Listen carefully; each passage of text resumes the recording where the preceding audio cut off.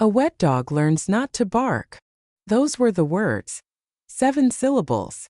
That was all it took to turn a room full of crystal glasses and tuxedoed waiters into a silent tomb. That was all it took to turn me from a retired grandmother, enjoying a glass of sparkling water, into the federal judge, who was known for 30 years as the Iron Gavel. My name is Catherine Stone. I am 72 years old. For 3 decades I sat on the federal bench. I have looked into the eyes of cartel leaders, serial killers, and corrupt senators. I have signed life sentences without my hand trembling. I have seen the darkest corners of the human soul, and I have judged them. But nothing, absolutely nothing, prepared me to see my own daughter, my beautiful, brilliant Sarah, humiliated in front of 200 of the city's elite, while her husband's mother laughed. This is the story of how a prominent political family thought they were untouchable. They thought because I was retired, because I walked with a cane, that I was finished. They forgot that a judge never truly retires. We just wait for the next case. And this case, this was personal. Let me take you back to that night. It was the 5th anniversary gala for my son-in-law Julian. Julian was a rising star in the state senate, a man with teeth too white and a handshake too firm. He was announcing his run for governor. The ballroom at the Grand Hotel was suffocating with the smell of expensive perfume and ambition. Sarah was standing next to him on the podium. She looked thin. That was the first thing I noticed when I arrived. My daughter had always been vibrant, a girl who laughed with her whole body. But standing there in a silver gown that hung loosely on her frame, she looked like a ghost. Her eyes were constantly darting to the side, checking Julian's face, checking his mother Victoria, who sat in the front row like a queen on a throne. Victoria, a woman who wore diamonds the way soldiers wear armor. She had never liked me. To her I was new money, a civil servant who had worked for a living. She came from oil, from old blood that had curdled generations ago. The toast began. Julian held up his glass of champagne. He spoke about family values, about loyalty. The crowd ate it up. They clapped, they cheered. And then Sarah shifted. She shifted her weight from one foot to the other. She was tired. She had been standing in heels for 4 hours greeting donors. Julian stopped speaking. He looked at her. The smile didn't leave his face, but his eyes. His eyes went dead. "Sarah, darling," he said into the microphone. His voice was smooth like oil on water. "You seem distracted. Am I boring you?" Sarah froze. "No, Julian, of course not. You look thirsty," he said. And then, in front of the mayor, the donors, the press, he tilted his glass. He poured the champagne over her head. The golden liquid drenched her hair. It ran down her face, ruining her makeup, soaking into the expensive silver silk of her gown. The crowd gasped. A collective intake of breath that sucked the air out of the room. Sarah stood there, humiliated, champagne dripping from her chin. Instinctively, she reached up to wipe her eyes to clear the sting. Smack! The sound echoed off the high ceilings. Julian had backhanded her. He slapped her hand away from her face, then followed through, hitting her cheek with a force that knocked her sideways. She fell. My daughter fell to the stage floor, a heap of wet silk and shame. And that was when Victoria, sitting in the front row, let out a laugh. It wasn't a nervous laugh.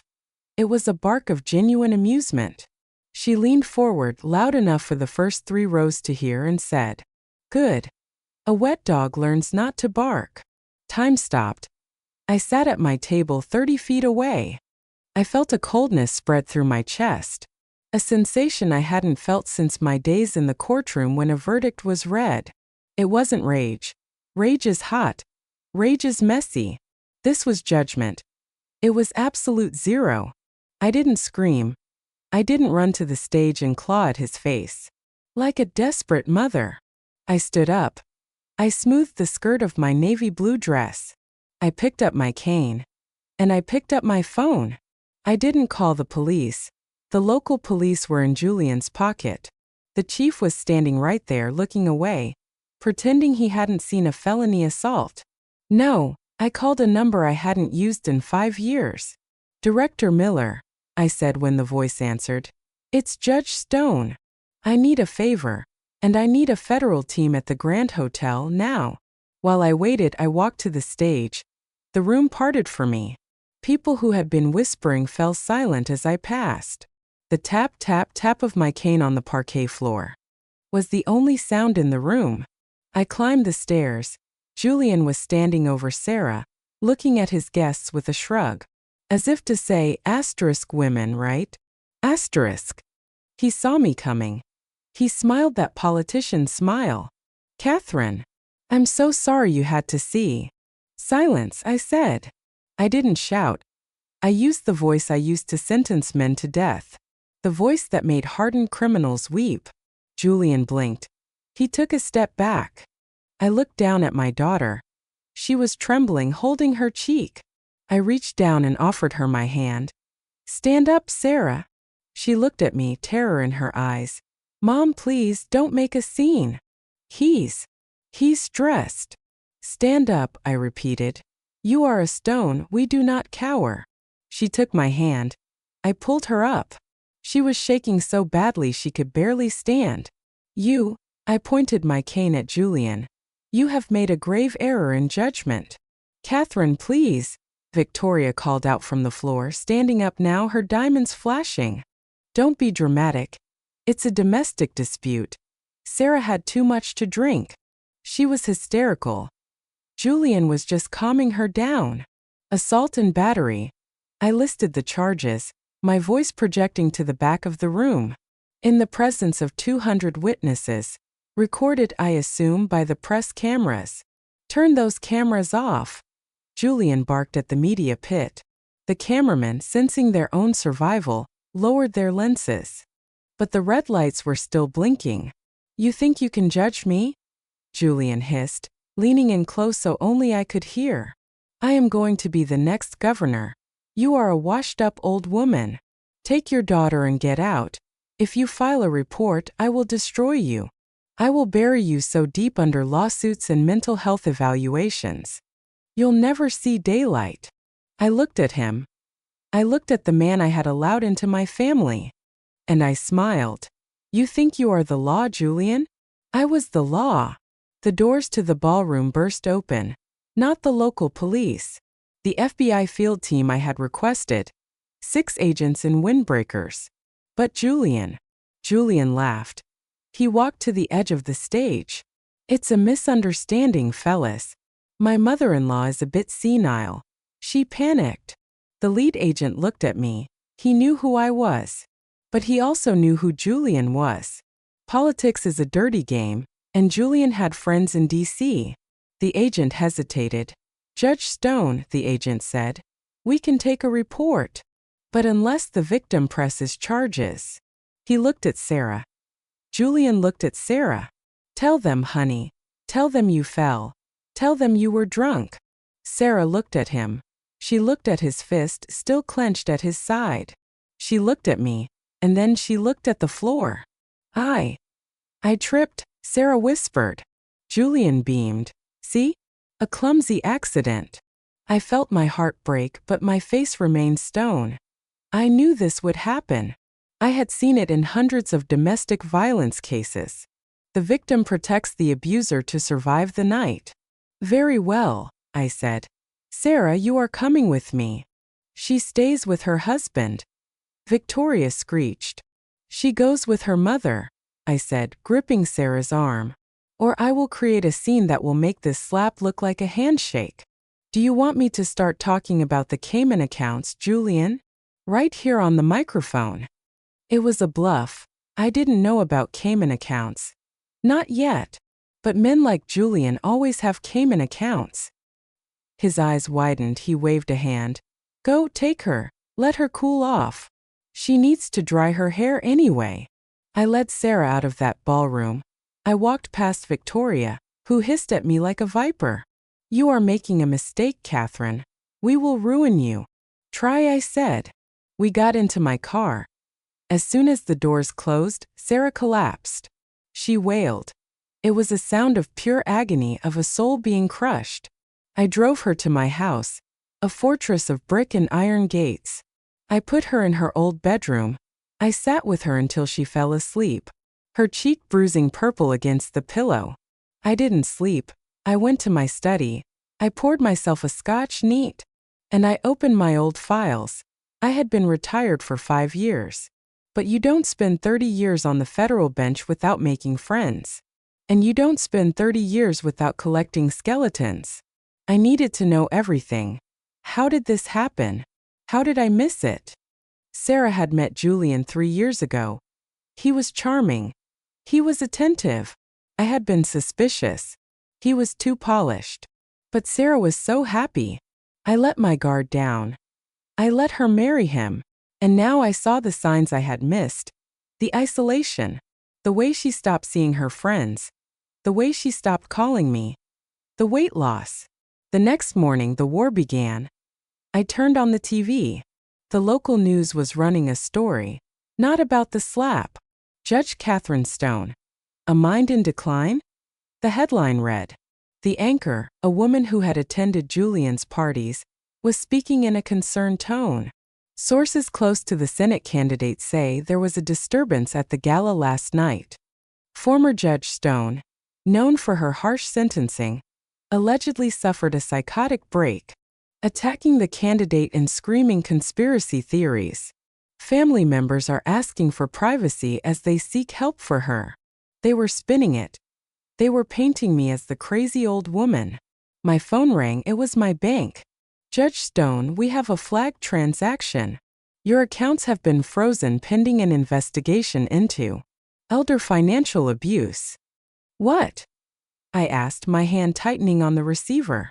A petition was filed this morning by your daughter's power of attorney, claiming you are mentally unfit and squandering your assets. Julian. He had Sarah's power of attorney. He was using my own daughter's name to freeze my money. I hung up. I laughed, a dry, cold laugh. They thought this would scare me. They thought cutting off my money and my reputation would make me crawl into a hole. They had no idea. They had just freed me from the burden of playing nice. I went to my safe. I took out a burner phone and a stack of cash I kept for emergencies, an old habit from hearing cases involving the mob. I called an old friend, Frank. Frank used to be a marshal. He was the best investigator I had ever known. He owed me his life after I dismissed a bogus corruption charge against him 10 years ago. Frank, I said, I need you to dig Julian Blackwood, Victoria Blackwood. I want tax returns. I want phone records. I want to know where every penny of their campaign money comes from. And Frank? I want to know about Victoria's husband.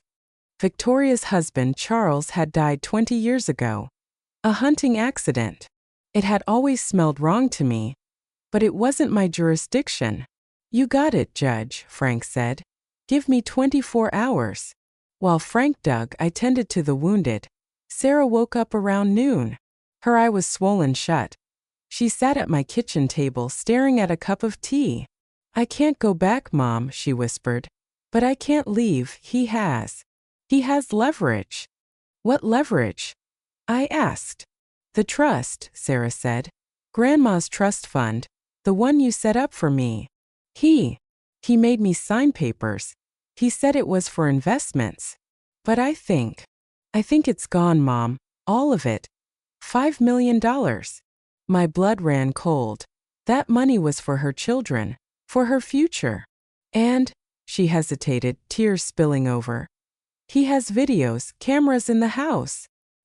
He says if I leave, he'll release videos of me, looking unstable, screaming, breaking things. He pushes me until I break, Mom, and then he records the reaction. Gaslighting, surveillance, theft. He won't release anything, I said, stroking her hair, because he is going to be too busy trying to stay out of federal prison. Frank called me that night. We met in a diner on the edge of town, away from the prying eyes of Julian's political circle. Frank looked grim. He slid a manila envelope across the greasy table. You were right, Judge, Frank said. They're broke. The campaign? It's a Ponzi scheme. They're using new donors to pay off old debts. And Sarah's trust fund? Drained. Funneled into a shell company in Panama owned by Victoria. Wire fraud, I said, nodding. Embezzlement. Money laundering. That's just the appetizer, Frank said. He lowered his voice. I looked into Victoria. You asked about the husband. The hunting accident was clean on paper, but I found something else. A mistress. A mistress. Charles had a mistress, a woman named Elena Rosales. She disappeared 2 weeks before Charles died. Vanished off the face of the earth. Police thought she ran off. Frank tapped a photo in the file. A young, beautiful woman. I traced Victoria's expenses from 20 years ago. Large cash withdrawals. Payments to a private psychiatric facility in Switzerland. A facility that doesn't exist anymore. She didn't kill the mistress, I realized, the horror dawning on me. No, Frank said. She locked her up. I found a patient transfer record. Jane Doe, admitted by A.V. Blackwood. The payments stopped last year. I called the facility's successor. The patient died 6 months ago. But here's the kicker. Victoria claimed the body. She had it cremated under a false name. I sat back in the booth. Kidnapping. False imprisonment, identity theft. And the money? I asked. Elena Rosales came from money, Frank said. Victoria didn't just steal her freedom. She stole her identity.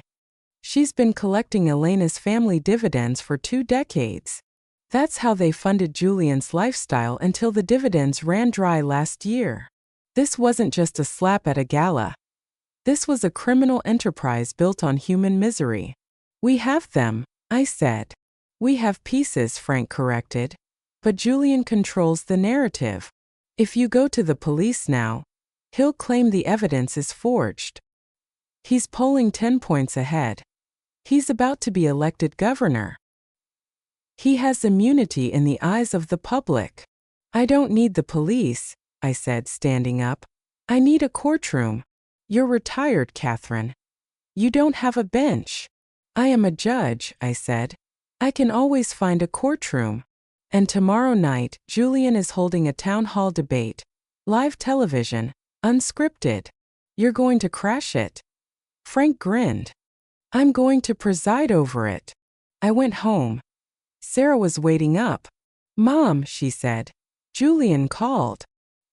He says if I don't come home by morning, he's releasing the videos. He says he'll have you committed. I took her hands. Sarah, do you trust me? Yes. Tomorrow night, we are going to that town hall. You are going to wear a dress that shows the bruises. You are going to stand next to me, and we are going to end them. I can't, she sobbed. I'm scared. Good, I said. Fear keeps you sharp. But remember what Victoria said. A wet dog learns not to bark. Sarah nodded. She was wrong, I said, my voice hard as iron. A wet dog doesn't learn not to bark. A wet dog learns to bite. I spent the rest of the night preparing. I wasn't writing a script. I was writing an indictment. I organized the bank records. I organized the patient files from Switzerland. I organized the photos of Sarah's injuries. I called the governor. Not the one running, the current one. An old man who respected the bench. Catherine, he said when I called him at 2 a.m., this better be good. It's not good, Governor, I said. It's treason, it's murder. And it's happening in your party. You have one chance to be on the right side of history. I need you to ensure the state troopers at the town hall answer to you. Not to Julian. He listened. He agreed. The stage was set. The next evening, the Civic Center was packed. 3,000 people. Live broadcast to the entire state.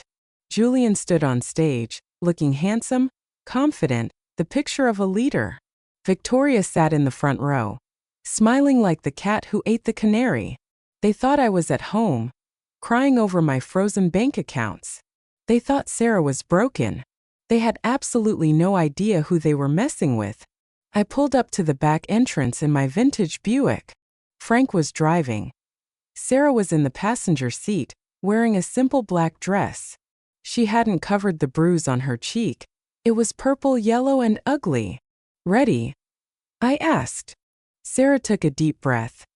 "Ready." We walked to the wings of the stage. We waited in the shadows. Julian was answering a question about law and order. "We need to be tough on crime," Julian shouted, pumping his fist. "We need to ensure that criminals pay for their actions, no matter who they are." I couldn't agree more. I said into the wireless microphone Frank had hacked into the sound system. My voice boomed through the auditorium. Julian froze. The crowd turned. I walked out onto the stage, tap, tap, tap, my cane hitting the floor like a gavel strike. Sarah walked beside me, her head high, her bruise shining under the stage lights. "Judge Stone," Julian stammered, his microphone feedback squealing. "What is this?" "This," I said, stopping center stage, "is a sentencing hearing." The silence in the Civic Center was absolute. 3,000 people. And you could hear the hum of the air conditioning. Julian stood at his podium, his face a mask of frozen shock. In the front row, Victoria half rose from her seat, her mouth opening to scream, but no sound came out. I stood center stage, Sarah beside me. The giant screens behind us, meant to show Julian's campaign slogans, suddenly flickered. Frank, my genius investigator, had done his job. The feed cut from the campaign logo to a live projection of the documents I held in my hand. "Ladies and gentlemen," I began, my voice projecting, with the practiced cadence of 30 years on the bench. "My son-in-law, Julian Blackwood, speaks often of justice. He speaks of law and order. He speaks of family values." I turned to Julian. He was gripping the podium so hard his knuckles were white. "Julian," I said calmly, "do you recognize this document?" On the screen behind me, a bank transfer record appeared. It showed a wire of $5 million from the Sarah Stone Trust to Viper Holdings, Panama. "This," I pointed with my cane, "is the trust fund I set up for my daughter's future children. It was emptied 3 months ago. The signature authorizing the transfer is Sarah's, but looking closely, the screen zoomed in. That is not Sarah's signature. That is a forgery. A clumsy one." "This is a stunt," Julian shouted, finally finding his voice. "She's senile. Cut the mic." "Security." "Security works for the governor," I said, pointing to the wings where the state troopers stood, arms crossed, watching. "And the governor is watching from his office. Sit down, Julian." The authority in my voice was absolute.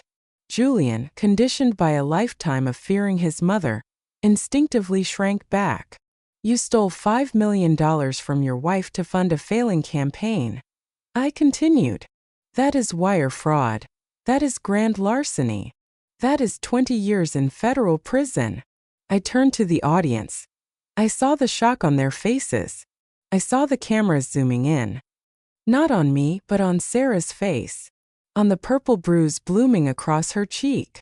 "And when my daughter questioned you," I said, my voice dropping an octave, becoming dangerous, "when she asked where the money went, you gave her this." I gestured to Sarah. She stepped forward.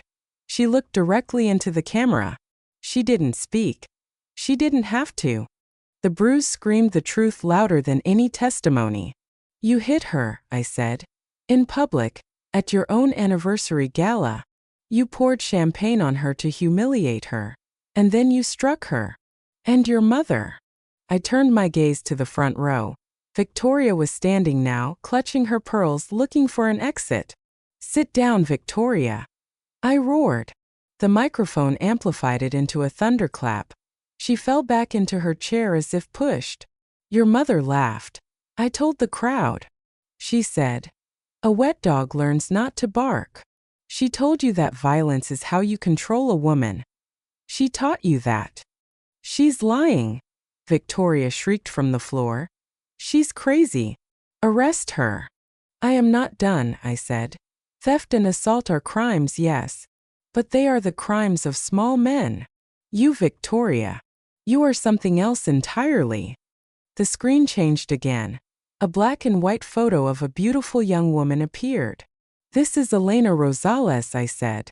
20 years ago, she was the mistress of your late husband, Charles's. She disappeared 2 weeks before Charles died in a hunting accident. The room murmured. This was old gossip. Scandals whispered about at country clubs for decades. Everyone thought she ran away, I continued. But she didn't run. Did she, Victoria? The screen changed to a scan document. A patient admission form from a Swiss sanitarium. You had her committed, I said, reading the text. Under a false name. You paid the doctors to keep her sedated, to keep her locked away for 20 years. A gasp rippled through the crowd. This was horror movie territory. She died 6 months ago, I said, my voice heavy with the weight of that poor woman's suffering. Alone, in a foreign country. A prisoner of your jealousy. And while she was locked away, I pointed to the next document on the screen. You stole her identity. You collected her family's trust fund dividends. $200,000 a year. That is how you paid for your house. That is how you paid for Julian's suits. You have been living on the money of the woman you kidnapped. Victoria was shaking her head frantically. No. No. Proofs. You have no proofs. I have the bank records, I said, holding up the file. I have the testimony of the clinic's administrator, who Frank spoke to this morning. And I have the cremation order. Signed by you under the name Jane Doe. I turned back to Julian. He looked small. He looked like a child caught in a lie. You knew, I said to him. You knew where the money came from. You knew your mother was a monster. And you chose to become one too. I looked at the cameras. This is not a political debate, I said. This is a crime scene. I am Judge Catherine Stone. I am placing these individuals under citizen's arrest until the federal authorities arrive. I tapped my cane on the floor. Tap. I rest my case. As if on cue, the side doors opened. Not the local police, the FBI. They didn't walk. They swarmed. Julian Blackwood, an agent shouted. Step away from the podium. Put your hands in the air. Julian looked at the agents, then at the crowd. He saw the disgust on the faces of his voters. He saw his career evaporating into smoke. He slumped. He put his hands up. But Victoria didn't go quietly. As an agent approached her, she lunged. She didn't lunge at the police. She lunged at me. She scrambled over the barrier of the stage, screaming like a banshee. Her nails hooked into claws. You witch, she screamed. You ruined everything. I built this family. I did what I had to do. She made it onto the stage. She was 5 feet from me. I didn't flinch. I didn't move. Sarah moved. My daughter, the girl who had been too afraid to speak. The girl who had been beaten down and robbed. She stepped in front of me. She didn't hit Victoria. She simply extended her arm stiff and strong, and shoved. It was a push fueled by 3 years of silence. 3 years of fear. Victoria stumbled back. She tripped over her own expensive gown. She fell backward, tumbling off the stage, and landing in the press pit with a crash of breaking cameras and tangled limbs.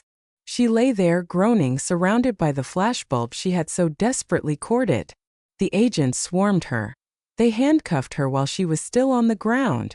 They hauled her up, her hair wild, her dress torn. Get off me. She spit at them. Do you know who I am? We know exactly who you are, I said, standing over her from the edge of the stage. You are inmate number 084. They dragged them away. Julian weeping now, begging for a deal. Victoria cursing the world. The crowd was silent. They looked at me. They looked at Sarah. I turned to my daughter. She was breathing hard. Her hands were shaking, but her eyes were clear. You pushed back, I said softly. I learned from the best. She whispered. I took the microphone one last time. Go home. I told the crowd. The show is over. But remember this. Justice is not a spectator sport. If you see something, if you see a woman being silenced, do not look away. Because the next time, there might not be a judge in the room. I dropped the microphone. It hit the floor with a thud that echoed like a final gavel strike. We walked off the stage. The aftermath was exactly what you would expect. And yet it was harder than the climax. Adrenaline fades, but paperwork lasts forever. Julian pleaded guilty. He had no choice. The evidence of the trust fund theft was undeniable. He gave up his mother to save himself, testifying about the kidnapping scheme in exchange for a 20-year sentence instead of life. He is currently in a medium-security federal prison. I hear he works in the laundry. I hope he knows how to get stains out of silk. Victoria. Victoria was a different story. She was deemed fit to stand trial, but barely. Her narcissism collapsed in on itself. She was convicted of kidnapping, fraud, and identity theft. The state is currently building a murder case regarding her husband. Now that the mistress' motive is clear, she sits in a maximum security cell. She has no audience. She has no diamonds. She is just an old woman who ate her own soul. As for us, it took time. Sarah didn't bounce back overnight. You don't just walk away from years of psychological abuse. She had nightmares. She flinched when people moved too fast. But we had the money. Not the trust fund that was gone. But we sued the Blackwood estate. We took everything. The house, the cars, the hidden accounts Frank found. We stripped them bare. Sarah used the money to start a foundation, the Elena Rosales Center. It provides legal aid and safe housing for women trapped in high-conflict, high-asset abusive marriages. Women who, like her, were told they had too much to lose if they left. She works there every day. She isn't the girl she was before. She is tougher. She smiles less often, but when she does, it's real. And me? I'm back in my garden. I grow roses, I read books, I drink tea. But I kept my cane. And I kept my contacts. Sometimes late at night my phone rings. It's usually a woman. Sometimes a young lawyer, sometimes a mother. Judge Stone. They ask. I heard you can help. I heard you know how to fight monsters. And I always say the same thing. Tell me everything. And don't worry about the law just yet. Let's talk about justice.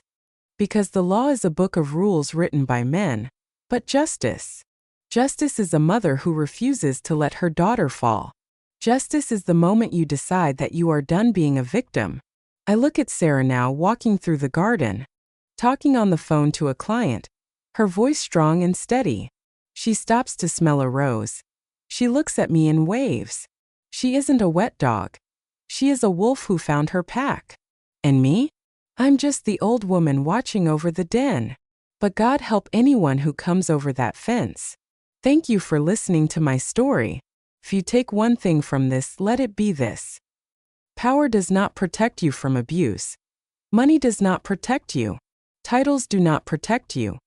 The only thing that protects us is each other. If you see the signs, the isolation, the control, the sudden silence of a friend who used to be loud, do not wait for the slap. Bark. Bark loud enough to wake the neighbors. Bark loud enough to wake the world. And if they try to silence you, bite. This is Judge Catherine Stone signing off. Court is adjourned.